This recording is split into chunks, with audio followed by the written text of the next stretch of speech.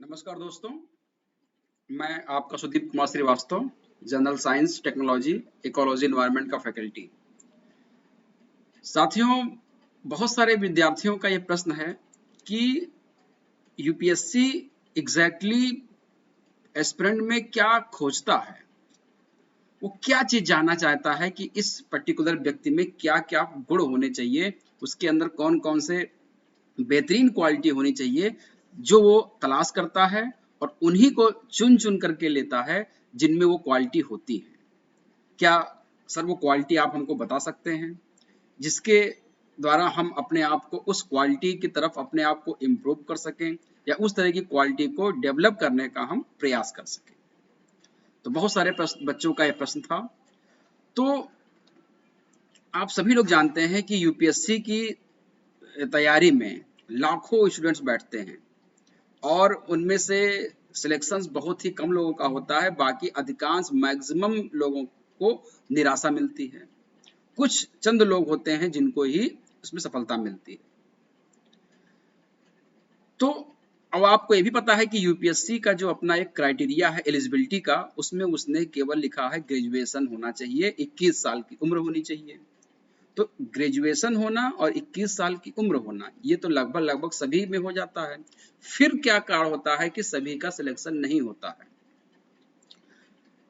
इसने उस क्राइटेरिया में जो परसेंटेज है या एकेडमिक में उसको इसलिए शामिल नहीं किया है क्योंकि यूपीएससी को जिन व्यक्तियों की डिमांड होती है उन व्यक्तियों में उनके परसेंटेज या उनके मार्क्स से उनका इवेल्युएशन नहीं किया जा सकता।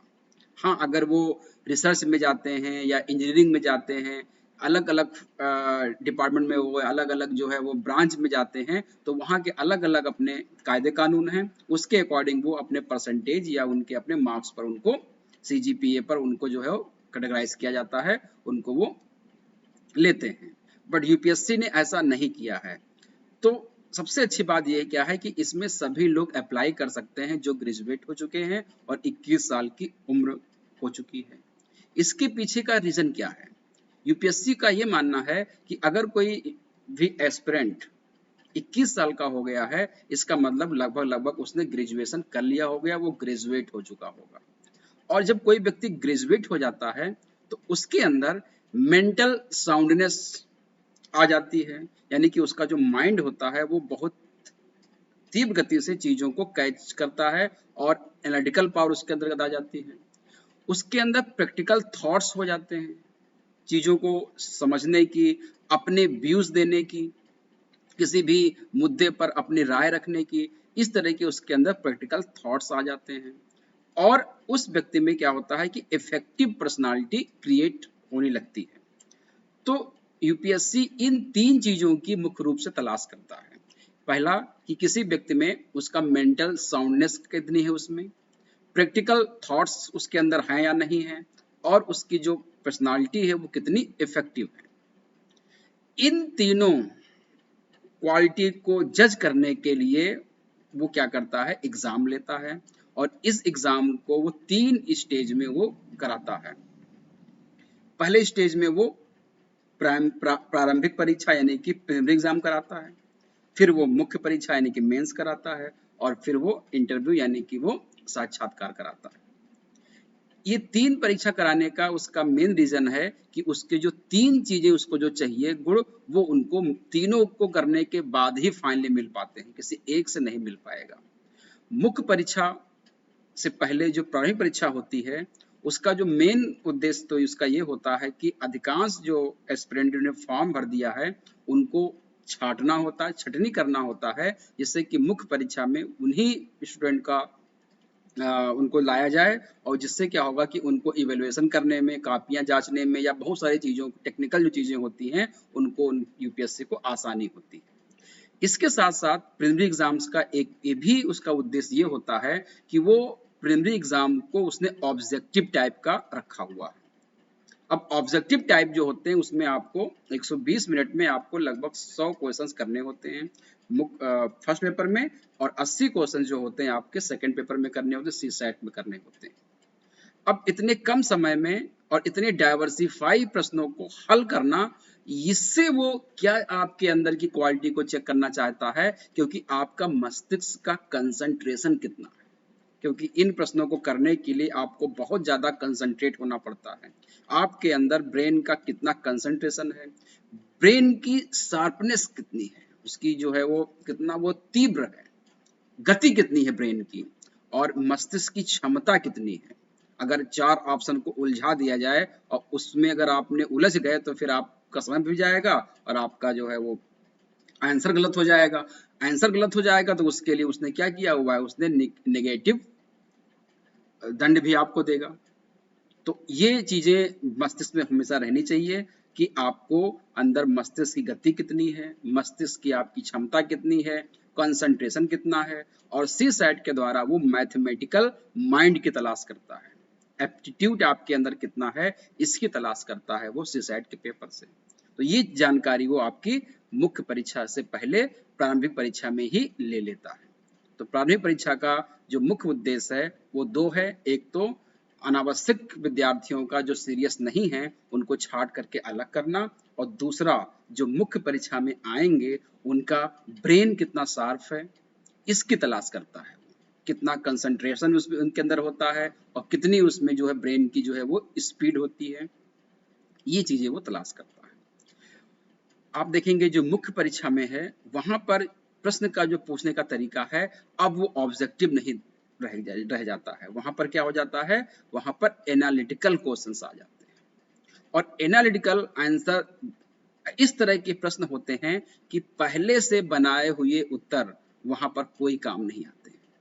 कितना भी आप पहले से आंसर बना के रख लेंगे इसका, इस प्रश्न का ये उत्तर होगा, वहां पर कोई आपको काम नहीं आता है। एट अ टाइम वहां पर आपको क्विक डिसीजन लेना होता है, प्रश्नों को देख करके उसके अनुसार आपको अपना एनालिटिकल पावर को शो करनी होती है।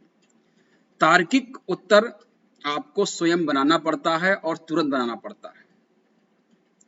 ये इसलिए करता है, ये इससे वो क्या जांचना चाहता है कि आपके अंदर क्विक डिसीजन लेने की क्षमता होनी चाहिए और किसी भी चीज को लेकर के क्लियरिटी कितनी है, क्लियरिटी होनी चाहिए, और बैलेंस होना चाहिए आपके अंदर है या नहीं है, बैलेंस आपके अंदर कितना है, और एनालिटिकल एबिलिटी आपकी कितनी है।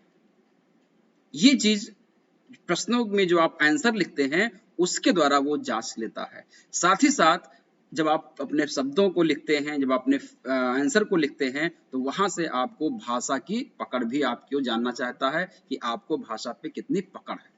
तो इन चीजों की तलाश वो मुख्य परीक्षा में करता है। अगर आपके अंदर ये क्वालिटी वो देख लेता है तो फिर आपको मेंस में क्वालिफाई करता है। तो quick decision, clarity, balance, analytical ability और आपकी लैंग्वेज, ये जो है एनालिटिकल पावर के अंदर आपको मुख्य परीक्षा में दिखानी होती है। और इसमें जो 4 पेपर आपके जीएस के हैं, 2 आपके जो है वो ऑप्शनल के हैं, एक आपका जीएस एसए का होता है। इन सब चीजों में इन चीजों को देखने का प्रयास करता है और इन गुणों के आधार पर आपको वो इंटरव्यू के लिए कॉल करता है।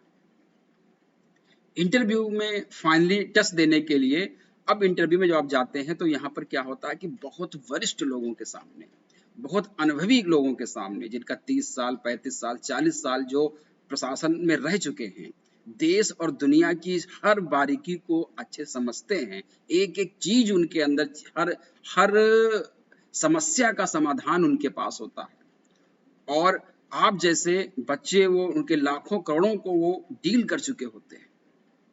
तो वो उनके सामने जब आप जाते हैं तो अब आपकी वो ज्ञान की परीक्षा नहीं लेना चाहते। ध्यान रखिएगा, वो ज्ञान की परीक्षा नहीं लेते हैं, ज्ञान की परीक्षा वो ले लेते हैं आपकी प्रीलिमिनरी में और मेंस में, दोनों में ले चुके होते हैं। अब वो आपके अंदर की जो पर्सनालिटी है, आप अंदर से कैसे हैं, कहीं एरोगेंट तो आप नहीं हैं, आप कहीं करप्ट तो नहीं हैं, ईमानदार हमेशा बने रहेंगे, आपके अंदर हर तरह की जो पर्सनालिटी होती है, लोगों को डील करने की पर्सनालिटी आपके अंदर है या नहीं है, समाज को आगे ले जाने के अंदर ले जाने का आपकी जज्बा है या नहीं है, आपके अंदर वो एनर्जी है या नहीं है, ये सब चीजें वो देखना चाहते हैं। आपका देश और समाज के प्रति आपका विजन क्या है, ये वो आपको समझ लेते हैं। 10, 15, 30 मिनट के अंदर ये चीजें वो जान लेते हैं, इतना वो अनुभव उनके अंदर होता है। तो यहाँ वो पर्सनालिटी टेस्ट तो करते करते हैं, एप्टीट्यूड का टेस्ट भी आपका वहां पे हो जाता है। प्रेगमेटिज्म आप कितने हैं ये इसकी तलाश वो करते हैं वहां पर। वैल्यू सिस्टम आपका क्या है, थॉट आपके कैसे हैं, और कन्विंसिंग पावर आपकी कैसी है, लोगों को कैसे आप कन्विंस कर पाते हैं, और समाज में जब आप जाएंगे तो वहां पर आपको कैसे कन्विंस करना है, वो पावर आपके अंदर है या नहीं है। इन सब गुणों की जब आपको तलाश करता है, और वो आपको as a civil servant select नहीं करता है, ये भी ध्यान रखिएगा।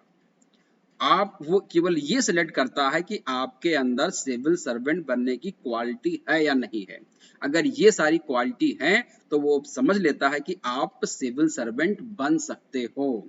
बनाता तो खुद स्वयं है, वो खुद आपको ट्रेनिंग देता है, और कोई पहले से सिविल सर्वेंट नहीं होता है। सिविल सर्वेंट की क्वालिटी होती है, जिसके अंदर क्वालिटी होती है वो बन जाता है, जिसके अंदर ये क्वालिटी नहीं है वो नहीं बन पाता है। इसका मतलब ये नहीं है कि जो जिसके अंदर क्वालिटी नहीं है वो असफल है अपने जीवन में, वो आगे कुछ नहीं कर पाएगा, ऐसा नहीं है। हाँ, आपके अंदर देश को, समाज को एक प्रशासनिक तौर पर चलाने की आपके अंदर क्षमता नहीं है। हो सकता है कि किसी फील्ड में आप बहुत आगे निकल जाओ, आईएएस से आगे निकल सकते हो, सेक्रेटरी से आगे निकल सकते हो, वो अलग चीज है। लेकिन आपके अंदर अभी इस लेवल पर आपको प्रशासनिक जो क्वालिटी आपके अंदर होनी चाहिए, एडमिनिस्ट्रेटिव क्वालिटी जो आपके अंदर होनी चाहिए, वो आपके अंदर अभी वो नहीं दिख रही है, इसलिए आपको वो सेलेक्ट नहीं करता है। आई होप आपको ये जानकारी समझ में आई होगी, अच्छी लगी होगी। ऐसे ही कुछ नए वीडियो मैं आपको लाकर देता रहूंगा, और आप इसको समझिए और इस तरह से अपने आप को इवेलुएट करने का शुरू से ही, आज से इसका प्रयास करना शुरू कर दीजिए। अपने अंदर ये क्वालिटी लाइए। अगर आपके अंदर क्वालिटी नहीं है तो हम आपके अंदर ये क्वालिटी पैदा करेंगे। आप हमसे, हमारे इस YouTube चैनल के द्वारा हमसे आप संपर्क कर सकते हैं। आज के लिए इतना ही। Thank you.